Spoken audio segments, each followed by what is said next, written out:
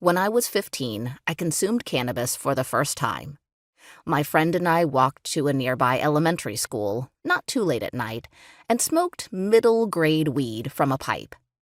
There were fine boys involved, though apologies to them because I don't remember anything else about our male companionship that evening, or even how the weed hit, much less where it came from.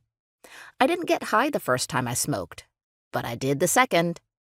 Marijuana was okay, I decided, but I was busy with high school classes and extracurriculars, couldn't consume in my house for perhaps obvious reasons. My parents were cool, but not that cool, and getting stoned seemed to involve free time that, frankly, a student-athlete doesn't have. College was another story. I hated the small private school I went to, which was really far from where I'd grown up. I had good teachers and liked my coursework, but I didn't relate to the people around me. Long story short, I got pretty depressed.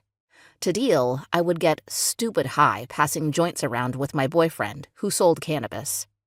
Or, even cuter, I'd hit a gravity bong in someone's dorm room while I was drunk and end up puking. Luckily, I mellowed out on marijuana in my 20s.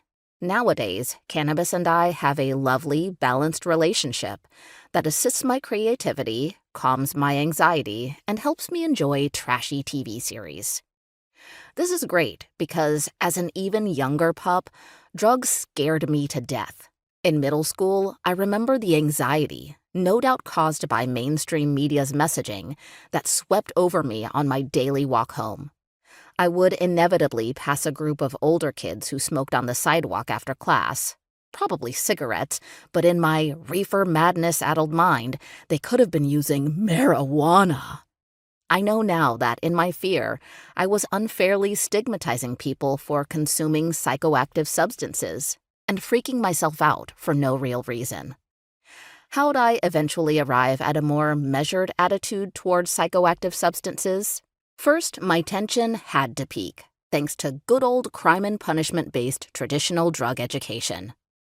One day in 6th grade, our class received a Just Say No lesson, which, if I recall correctly, revolved around our imminent moral and physical downfall should we ever ingest an illegal substance.